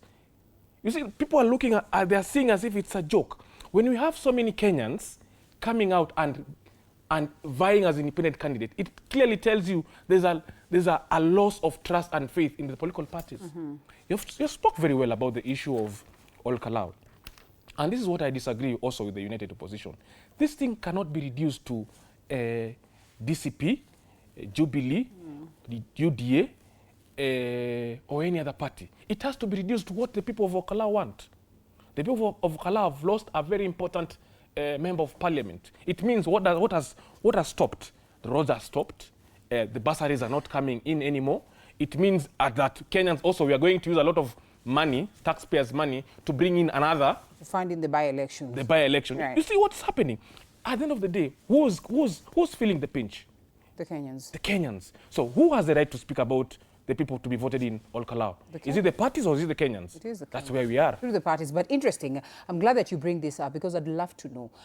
Jared has mentioned here that you would want to vie and you did not dispute, and therefore I take it that that is the position. Yes. But you people align yourselves with certain parties. He aligns himself with the ODM party.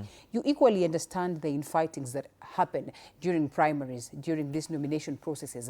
How are you people positioned to make sure that if Linda, all... Unfortunately, this is what has happened to so many young people. The old guards reduced us to what they wanted us to be. Because if you look at the likes of his colleague, Kasmuel, Kasmuel came out very strong. But right now, he has been reduced to what ODM, how ODM works.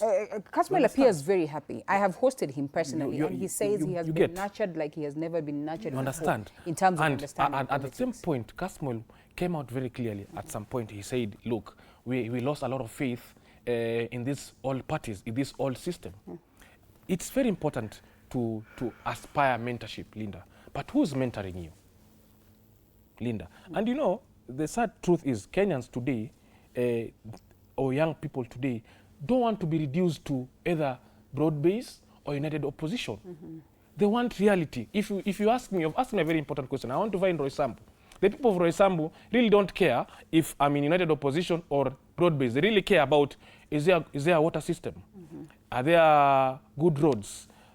Are children going to school? I have to explain that to them. They will not really care about which political faction that I am coming from. I'll tell you this, and I don't know whether I'm allowed to talk about this. Personally, I am a voter in Roysambu. Yes. And therefore, you have to stop me. But I can tell you for free, yes, no matter how much I care about all those basic things, the many times I have voted, and I don't know how many, I have looked at what party, Niwa party, Gani, and everything. That is one thing we cannot run away from It's because, Linda, for the longest time, since you've been a child, someone has been whispering to your ear that this party works. You want to say that I don't have my mind of I am not saying so. I'm telling you, you need to listen to me. Okay. What is really lacking in Roysambu, for example? Water. So, are you really concerned, Linda, as a voter, that which party Nick is coming from? Or the water that is missing in your house? The water fact. Then it really means Kenyans really need to listen more. Are you going to go it independent? Would you be happier if you've gotten a ticket from a certain... You see, Linda, it's not about Nick. It's about the people of Roysambu. Okay. Let's not reduce this issue to parties. Yes, let us talk about issues. That's where we are. I'm tempted to say that, yes, but reality is that we have seen even the independent candidates going into parliament and they're swallowed parties because there's a way that we still because you are told, Linda, by the way, if you don't join in here, you will suffer. You're not going to get bursaries. You're not going to get money to build roads. That's what happens in parliament. And now that's the reality, that we still are in that politics where we have got to talk about parties. Linda, let's come back slowly here. So, Jared is about to... Is it the issue? Because Jared wants to come in. I know he's going to support what I'm saying. Is it the issue about parties or the issues about the people? It's so about what happens? Definitely. What happens to Nick, who's an independent candidate? He goes to parliament fighting for the people of Roysambu and is strong-armed. So what needs to change? The ideologies in those parties. Right. Because it seems just about right that these people, the people in these parties, forgot the mandate of the people. Jared. Linda, thank you. First, it's unfortunate. I thought you were going to support what he said. It's unfortunate. He's shy. I'm not shy. You see, maybe we have been seeing it differently, and we've been trying to rally young people, we say viable aspirants to join political parties, purposely, because I've stated it even in just I think few minutes ago, that where policies that run the nation are being made, they're in the political parties. And Nick saying that running maybe independent candidate may be easy for him, but me I see it differently. Independent candidate, yes, for some people, but we need to consolidate. We need to organize and not agonize. We don't need to fragment our energy and efforts moving forward. And the reasons why political parties do exist, they carry not just individual policy, but the policy of the nation. If it asks maybe from the ODM position about the policy on education, on agriculture, on industrialization, it is something very clear that we expect the leaders who are coming in to implement them. And that's why we have these political parties. It is good. There's an area I may agree with him. In the longest time, apart from ODM and the KANU, a number of political parties have been formed because a leader agreed with another leader. A good example is maybe DCP today. DCP is formed because Rigathi Gachagua disagreed with the President Ruto. And if there were no agreement, maybe DCP couldn't have been formed. So it is not formed clearly out of ideology, a policy, or a pillar. So they can't give us a reason why DCP is formed. We all know why it was formed. It was to agitate for independence and so on. We also remember ODM came due to the multi-party, after the multipartyism, now when we were fighting for the new constitution. So there are reasons. So there are these policies that form the political parties. Okay. And we urge young people to join these political parties, to influence the policy in these political parties. And if possible, they need to fight and get the tickets to run for offices in these political parties. There's a question that has come from, not a question but a statement, that we have Linda Wananchi, Linda Ground, Linda Tumba, don't know where it's coming from me, but I don't want to talk about that. You can't go to the ground without Wananchi, and you can't go to Wananchi without going to the ground. And I think these are ODM affairs. In fullness of time, when I listened to even to the SG the other day, there's something that he said, SG Edwin Sifuna, there's something that he said very clearly, that we can still get it right. ODM is one. I'm from ODM Party. But SG... Don't function me, please. Your SG is not Sifuna. Don't function me, please. According to the... This is a case still running in court, and where we are, if you go, I think if you check the structure of the ODM, we haven't ratified or made changes from the party. I'm having it. Okay. From the party leadership. Okay. So what Sifuna said that we can still get it right when the ODM sits down and have the people who are steering the leadership get the senses back and find it and feel that we need everybody on board. So in most cases in the history of the political parties, let me use these two examples. Yes, make it quick. Quick. First, the only two people or the only two organs of the parties that have always saved the party when things are not right are two. The first is veterans. This example, I think I've used it again and again. Allow me to put it again this morning. When things were not working in ANC in South Africa, it was the youths then led by Mandela, Walter Sisulu, Oliver Tambo, and other comrades who felt that we need to militarize ANC for them to attain independence from the apartheid regime. It was the youths. Okay. Again, I'll come to Tanzania here.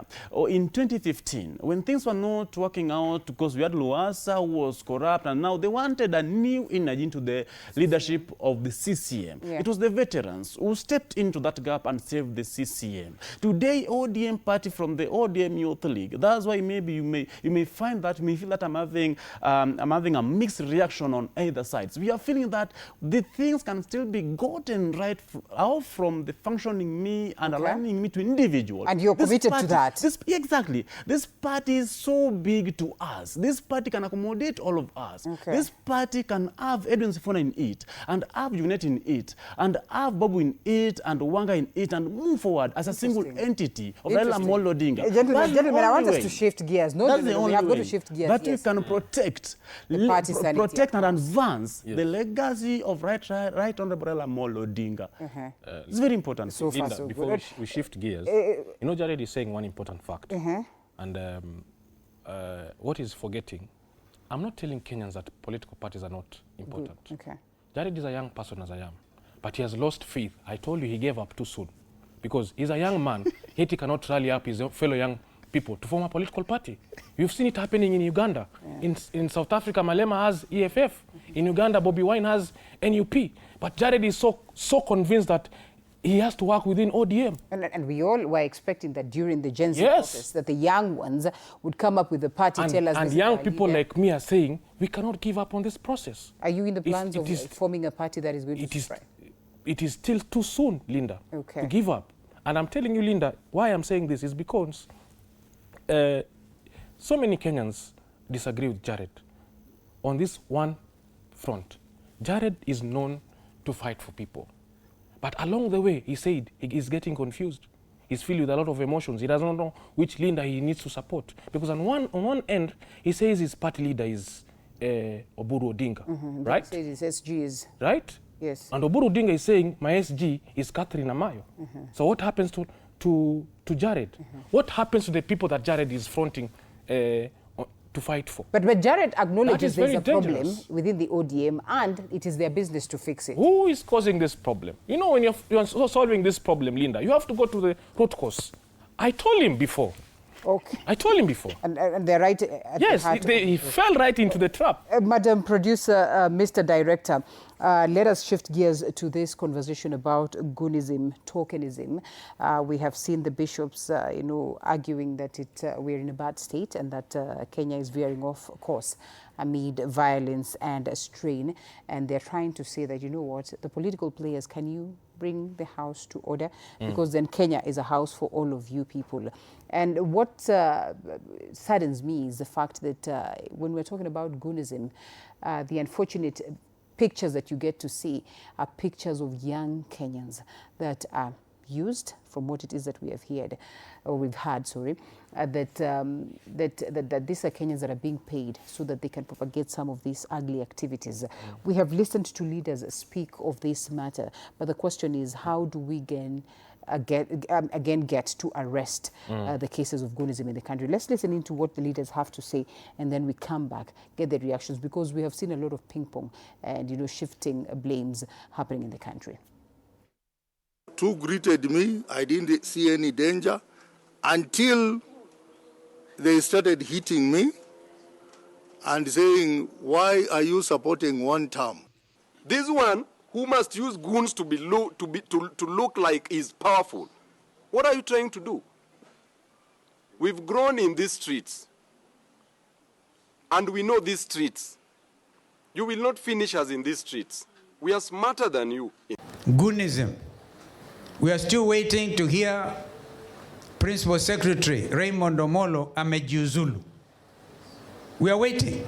The country is waiting. And by the way, Mr. William Ruto, if you think you can keep your Principal Secretary, who is in charge of internal security, supposed to guarantee the security of citizens and their leaders, and you are keeping them there, ukisema mutadu. The unit that attacked us in Kiambu was not the local police.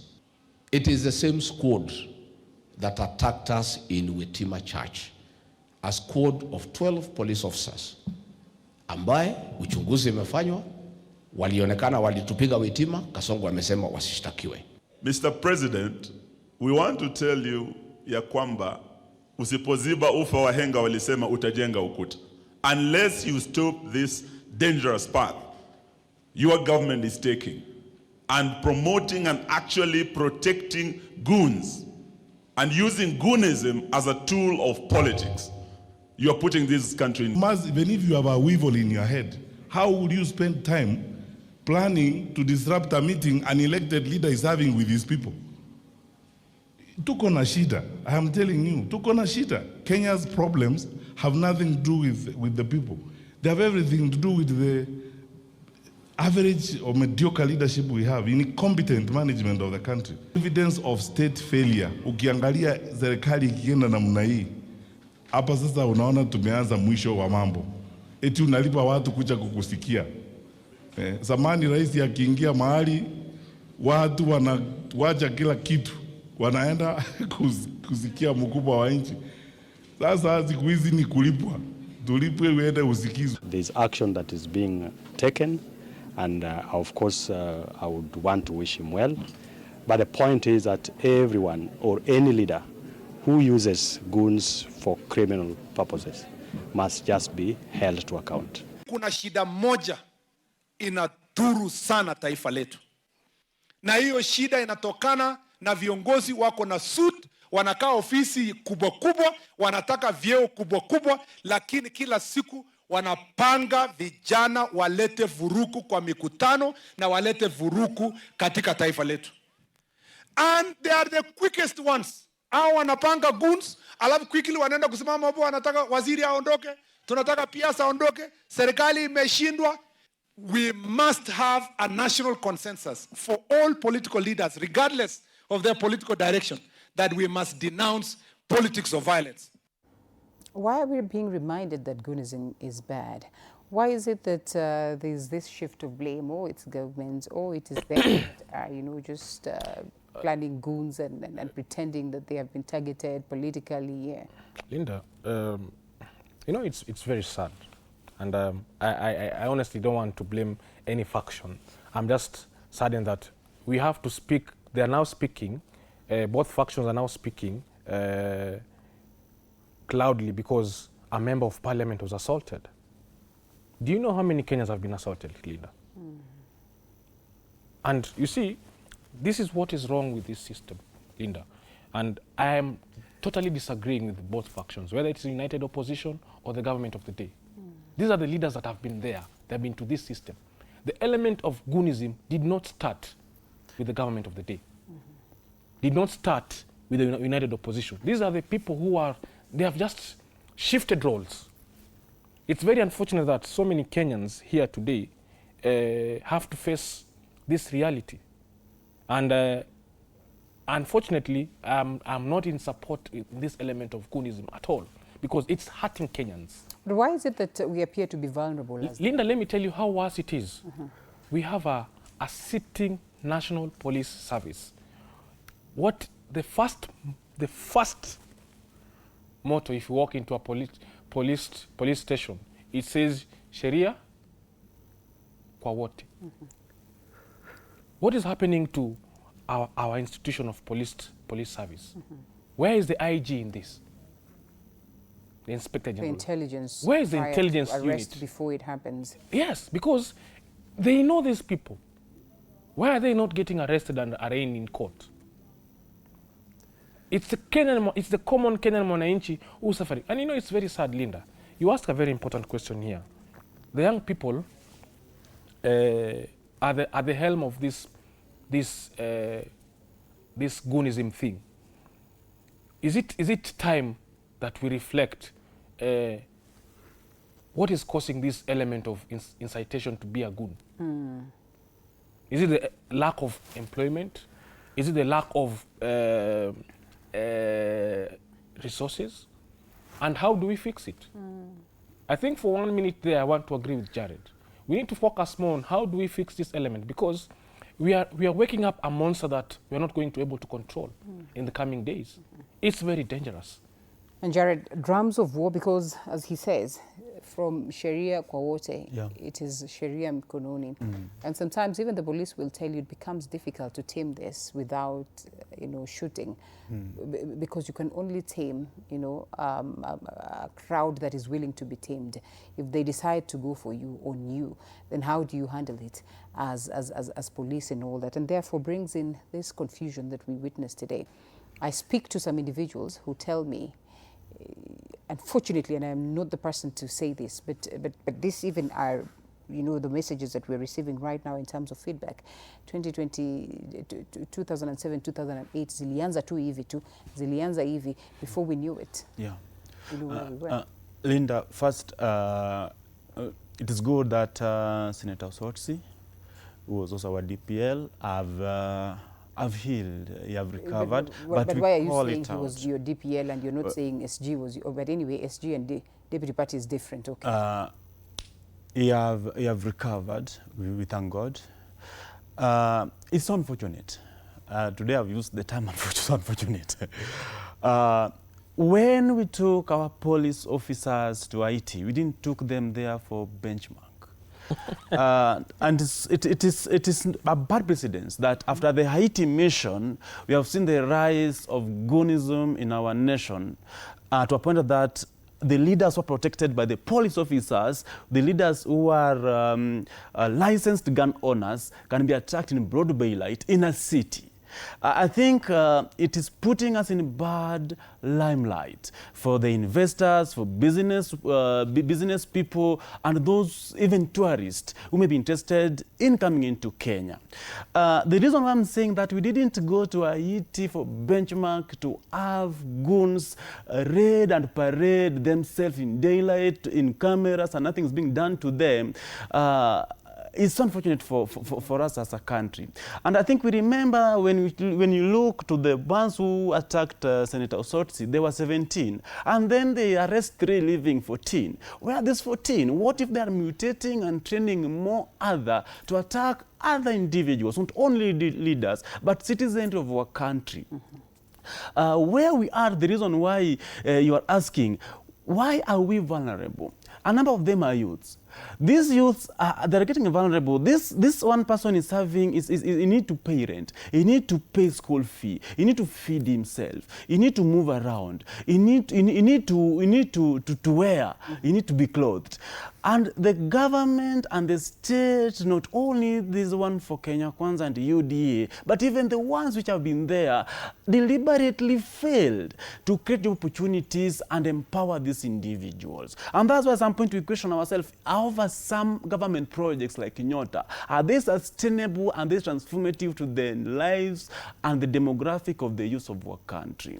These people, a number of them, I'll tell you, they are schooled. They are not dumb. These people are graduates. These people hold certificates, but there are no job opportunities in the country because there's no country that can revolutionize its economy without proper industrialization plan. I think for the record, we all remember that today in Kenya, as we are saying, that we import even sugar, and remember, around Lake Victoria and Western Sugar Belt. And why do we still having sugar scam being imported? Because we have deliberately killed our industrial chains of production, not only on sugar. Go to the cotton, go to the value added, to the industry that were adding value to our products. This is why these young people are not engaged. Nimesikiza hapo Dr. Fred Matenge akisema, today you find these people are being paid to go to the rally because they are idling around, they're doing nothing. So that 500, 1,000, 2,000 means a lot to them, to sustain them maybe for a day or two, which is unfortunate for us. Us mitigating this is getting these young people engaged. It comes back to the accountable leadership. If you have leadership that is accountable, I'm pretty sure they'll have solution. We need solution-oriented leadership at the helm of our country. We need to create a good example. Let me use these two examples.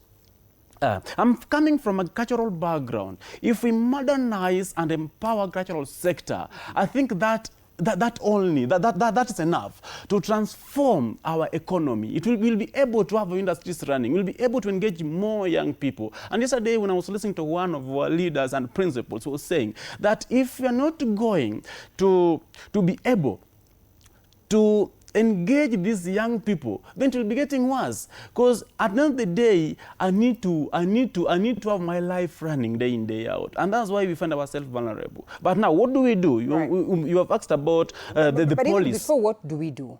Because reality is that unemployment has been an issue for a long time. I doubt there's a president who's come to power without a manifesto that speaks to unemployment. It is a problem that is there across the globe. Is that a justification for people to get intolerant? That shouldn't be a justification. There's one that, before I come to maybe the justification that unemployment, there's one that Nick have mentioned on Usalama kwa wote, the police force. In paper, and on paper, they say that is a police service. But in reality, we don't have police service in the country. We still have the police force. And that's why at some point we have been asking ourselves, do we have a workable Kiganjo syllabus that need to be revised? Are they being trained to know how to handle the people and also even do investigation? And that's at some point we ask ourselves, well, why does it take long to get the perpetrators, like the ones that attacked Sento Sotsi, on board? Are they not sufficiently trained? And again, we have also seen how they handle the masses during the mass action, the protest. Do we question our Kiganjo? But again, we ask ourselves again, because we remember the most recent one was done by Chief Justice Emeritus Maraga on the police reforms. Was it another paper put some on the self-collecting dust without implementation? Now, if you ask about maybe the jobs and unemployment, I'll speak about Kenya. Not Uganda, not Tanzania, not Ethiopia. Today, Nick will tell us here that we export 90% of our consumption in the country. We have not industrialized, but immediately we get ourselves industrialized, we shall have solved the problem of job, unemployment and job opportunities. We are not going to get these people absorbed into the industries, into the economy, into the corporate, if you're not going to industrialize our economy. That, for me, that is very important. Industrialization still, and I know we come to you because those are solutions that you're giving, but we'd also love to hear from him, weigh in on what you've said, but largely also on whether this is a justification. Linda, I'm coming from a region, and we have faced this. Let me just tell Kenyans or remind Kenyans. In the early 1980s, a militant group was formed in the Rift Valley called Mungiki. The main aim was to protect their land from the sitting government. That was during Moi's era. Sooner or later, this gang evolved. It became lethal, that they will extort their own people, other Kenyans, and they will kill. This is in Central. And then, of in course, my region. yes, in your region. It became so organized that it became unstoppable. Why it not for the former Minister for Security, John Michuki, in the early 2000s, this country will be in a mess. And, you know, I'm also a love of history. Another group from Coast, if you remember your history very well, the test parameter was if you're able to say Shilingi. If you're not able to say Shilingi, then you're not from that area, not within that locale. Our people also suffered the most from that kind of militant. So, Linda, I want you to imagine, we are going to an era whereby this Goonism has been reactivated due to politics. Politics will come and go. Politics will come and go. That is what we agree, me and Jared here today. 2027 will come and go. But what happens in 2028, where there's no that handout? These people will reorganize again and start extorting Kenyans. Linda, I will tell you how dangerous it is. When you as a common mwananchi, go into a matatu, and this organized group come into that matatu and attack you. That is the danger if we continue sustaining this element of Goonism. And you know, it is very sad. I want to speak to young people. Let us not fall short of this trap. Let us not fall short. Because, Linda, will tell you from histories of our people, a lot of young mothers buried, a lot of not young mothers, a lot of mothers, they buried their sons. Because ideally, when you talk about Goonism, ideally, again, it is young men who are thrown into that element. There are just very few young women who are thrown into the element of Goonism. I don't want to cause aspersions of gender here and there, but I'm advising our brothers. Our mothers have lost sons because of the element of Goonism. Let us not take our parents through that torment, regardless of the situation, whether we have employment or not. Whether the situation is tough, because right now, it's tough everywhere. It's tough on Jared, it's tough on Linda, it's tough on Nick. But let us not fall short of that element of Goonism, because the price is too heavy. Because sooner or later, Linda, the law will catch up. The law will hunt those young people who are now purported to be used in the element of Goonism. Yeah. So one of the solutions that I am thinking we need to mandate, in as much as we want to empower the National Police Service, because ideally, in as much as we say, because the mentality we have as Kenyans, kazi ya polisi ni to kushika hawa watu. But once they are taken, once they are arrested, they are taken to court.